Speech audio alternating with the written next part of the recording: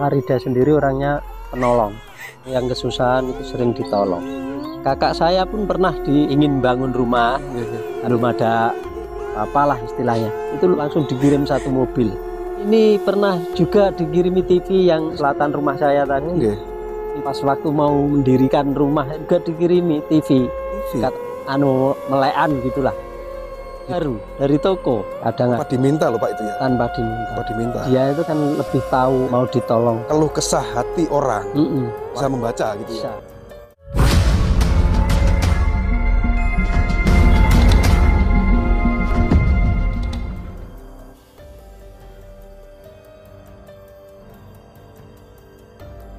Kesempatan hari ini saya berada di wilayah Ngadiluwih ya. Ini kita akan mereview sebuah tempat yang salah kemistisannya. Nah, saat ini kita ditemani juru kunci Pak Sugito ya. Sugito juru kunci yang merawat makam-makam yang ada di sini. Dan salah yang sangat istimewa. Namun mencoba berkeliling kita di tempat yang tidak kalah wingitnya juga. Di mana mau nggak Pak? Wilayah desanya apa Pak? Badal Pandean. Badal Ngadiluwih ya? Ngadiluwih. Oh Badal ada dua? Ada dua lurah. Pak Sugito menuju tempat yang apa itu? Apa nanti? Ada dua versi itu tempatnya Mbak Farida itu. Satu di pohon, satu yang sebelah sini. Oh jadi ada juga makam Mbak Farida. Kebenaran sendiri kan orang sini tidak ada yang tahu. Itu akan diajak ke makam satunya nggak lagi? Iya. Pokok dulunya itu bertempat di sini, terus tanda ini kepala atau kaki, ya itu ini pohon puring ini, ya kasih puring ini. Oh ini sering dituju itu ya, yang di pohon itu, yang makamnya di dalam pohon itu. Menurut sepuh sini, katanya itu orang Nganjuk apa kan di sini kan dulu ritualan di terus menunjukkan tempatnya yang asli di mana sambil memejamkan mata, dan kok ndak kesandung batu nisan gitu. Berhenti di sini sambil merem.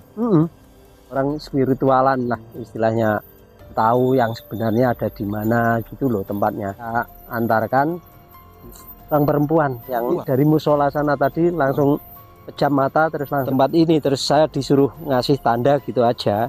Kasih tanaman puring ini. Puring ini ya. Nah, tidak terawat ini. Pohon apa ini Pak? Pohon pule.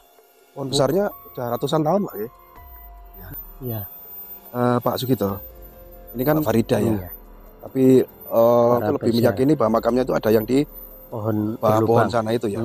Pernah nggak melihat sosok apa? Belum pernah ya. Belum pernah ya. Tetangga dulu pernah masukkan ke makam sini, tapi tempatnya itu di situ. Tuh katanya rumah besar, bagus. Istilahnya kan tahu ada perempuan cantik digoda gitu loh, dijak masuk ke rumahnya sini. Nah, terus dia sadar, loh kok makam itu langsungnya itu keluar lagi. Itu keluar ya kelihatan rumah bagus gitu. Tempat pingsan orangnya? Enggak. Seolah-olah diperlihatkan di sini itu ada sebuah pemukiman gitu Pak. Ini itu kalau menurut yang orang hilang 35 tahun kembali itu kan Mas. Orang hilang 35 tahun kembali. Masih. Terus sekarang udah meninggal. Oh, sekarang sudah meninggal. Paling di alam nyata cuma 2 tahunan. Setelah di sini ada masjid. Masjid besar sini. Pondok. Ada truk muatan pupuk hari Jumat. Pas waktu duduk itulah. Jalan yang sana itu serbannya. Terus saya suruh matikan dulu. Nggak percaya. Akhirnya sampai dibongkar pun nggak bisa jalan. Tetap di situ. Anak pulang dari Jumatan dari masjid. Kalau ada yang gandoli gitu Pak. Kan ini ada orang jamaah. Kalau jadi kan ganggu suara mesin kan ganggu. Saya percaya kalau di sini ada masjid. Nyatanya kok gitu loh. Ya enggak percaya saya. Kejadian 2 kali kejadian itu. 2 kali yakin bahwa memang masjid yang diceritakan itu ada gitu Bang. Orang jauh-jauh yang tahu ya. Yang jauh. Lanjut ke makam Mbak Farida yang di tengah pohon Bang ya. Pak. Juga makam Mbak Farida ada di tengah pohon. Farida ini terkenal dengan hantu yang baik hati ngoten Pak. Iya. Itu sering menolong orang. Terus di sini itu ada orang hilang, 2 orang di sini. Orang hilang Pak. Ini kan katanya orang yang ritualan itu, istilahnya ada kamaran seperti sel 2 orang, yang satu tidak bisa bicara, yang satu bisa bicara. Yang satunya bisu. Hilang. Sampai sekarang Pak? Sampai sekarang belum pulang. Belum pulang. Kan orang itu dulunya itu pohon bambu di situ loh. Depan sudah orang yang bilang berani nebangi bambu di situ sebelah polisi. Cariin kantor polisi, saya juga hansip. Jarak 3 hari. Hilang Sekarang Pak. Orang sini Pak? Ya orang pendatang lah. Pendatang. Yang satunya orang sini juga. Yang rumah barat sendiri tadi. Oh iya, pojok. Warung tadi sebelah pos tadi. Oh, sebelahnya pos. Situ yang tisu. Juga hilang di sini juga. Ya umpama diambil bisa enggak? Saya kan bilang bisa. Tapi minta ganti. Jadi ya biarin aja kan. Mungkin besok kalau sudah tua seperti yang saya ceritakan tadi bisa kembali. Lewat mana Pak? Sangat merinding juga saya teman-teman. Seperti ruangan kayak penjara gitu ya. Ini teman-teman, ini makamnya ya. Benar-benar berada di dalam pohon Pak nih. Iya. Nah ini nggak tahu kalau ada batu nisannya. Baru tahu itu sekitar 10 hari. 10. Tapi kalau ritualan kesini itu katanya dulu. Sudah dulu udah ada. Udah ada batu nisan. Yang terkenal hantu baik hati itu seperti apa? Monggo Pak. Ya, penolong. Jadi kalau ada orang yang kesusahan itu sering ditolong. Ya yang kesini, tapi ya istilah yang itu bohongan atau enggak tahu kan saya melihat sendiri kan Mbak Faridanya. Jadi tergantung tujuannya orang kesini. Tujuannya orang kesini itu minta apa? Nah, salah satu contoh orang yang pernah ditolong itu seperti ini kebanyakan enggak mau nerima, enggak berani. Kakak saya pun pernah diberi bahan bangunan, kan ingin bangun rumah, tapi belum ada apa-apalah istilahnya. Itu kirim 1 mobil bahan bangunan. Tiba-tiba yang mengirim itu atas nama? Nggak tahu, pokoknya yang dituju itu namanya Pak Budiono. Pengirimnya nggak ada? Nggak ada. Benar RT ini, namanya ini gitu jelas. Kirimnya nggak ada kan, itu mau dikirim kemana, ke rumah siapa kan cuma gitu. Sempat crossing tidak diterima? Nggak diterima, tolak kan, nggak rasa membeli. Jadi pesan, tapi alamatnya benar, namanya benar. Namanya benar. Ditolak? Ditolak. Padahal dibayar mungkin ya? Udah. Ini pernah juga dikirimi TV yang selatan rumah saya tadi. Tanya buat melekan gitulah. Kayaknya malam kan banyak orang melekan gitu loh. Baru dari toko. Diterima Pak? Enggak berani. Enggak berani. Mbak Farida ini yang ngirim? Mungkin. Tapi saya enggak beli kan, enggak enaknya gitu loh. Lagi ya warga sini yang mengalami kejadian seperti itu ya. Kadang ada yang meja kursi, kadang juga.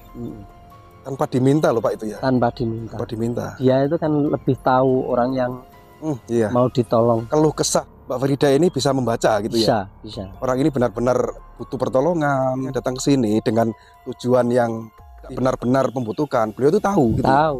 Tadi jenengan banyak didatangi orang. Kebanyakan kan terlilit hutang nih. Yang kebanyakan yang kesini. Terus jenengan antar dan? Saya antar dan saya suruh minta sendiri. Kalau saya bisa minta kan sudah kaya saya. Iya. Jadi orang tersebut kesini sendiri. Maunya apa gitu. Jadi permintaan dia sendiri. Kalau saya yang ngomong kan berarti saya yang butuh. Iya. Bukan. Ada pernah nggak yang kembali lagi? Pak, saya sudah sukses Pak. Seperti ini. Orang Nganjuk ada.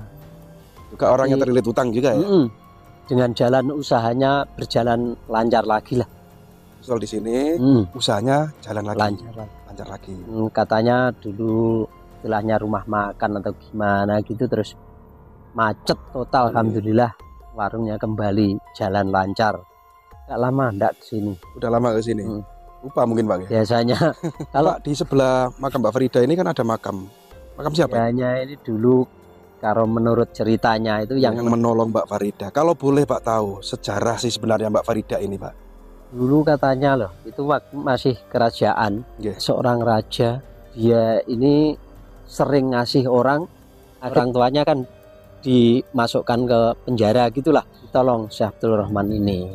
Jadi Mbak Farida ini sosok dari dulu dari dermawan gitu Pak, suka menolong. Tuanya itu tidak senang di penjara. Dimasukkan terus ditolong oleh Syekh Abdul Rahman ini.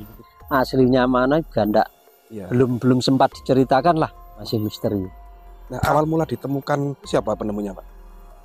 Ritualan dari Probolinggo, Malang, Kalimantan, terus Blitar, Tulungagung, temu di sini. Terus 1 tahun ini buka ini.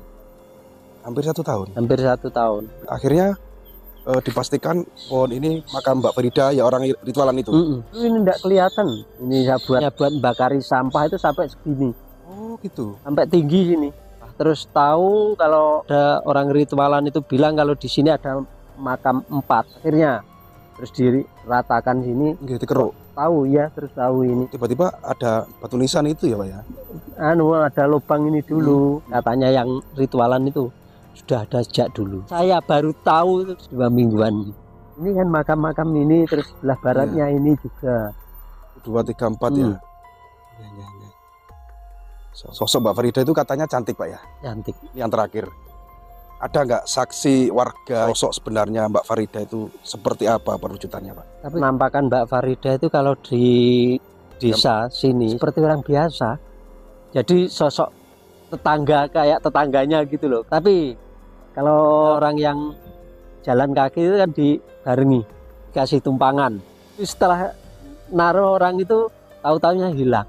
Menurut perasaan yang ngantar itu kan tetangganya gitu loh. Jangan oleh itu langsung kok dah ada gitu loh. Mendo-mendo sebagai tetangga.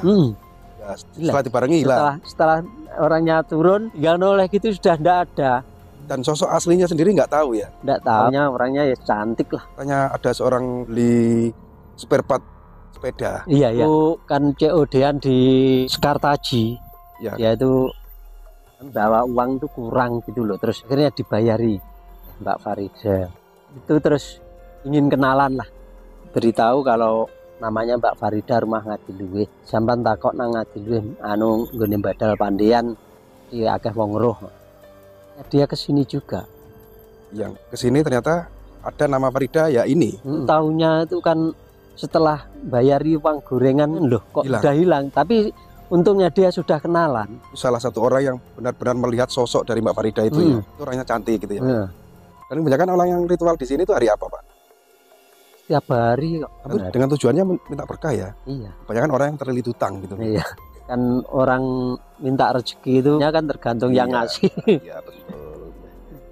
Jadi di sini makam Mbak Farida yang tadi sudah diceritakan ada di dalam pohon seperti ini, dan tempat ini masih sangat diuri-uri Pak ya, didatangi orang yang dengan tujuan tertentu ya seperti ini. Pak, terima kasih ya Bapak sudah berkenan menjelaskan tentang kemistisan tempat ini, dan inilah tanah Jawa yang banyak sekali ya unik. Kalau kita tidak belusukan tentunya kita tidak tahu bahwa di tempat ini unik di dalam pohon yang sosok Mbak Farida hantu yang baik hati begitu ya. Tayangan kali ini bermanfaat. Kurang lebihnya assalamualaikum warahmatullahi wabarakatuh.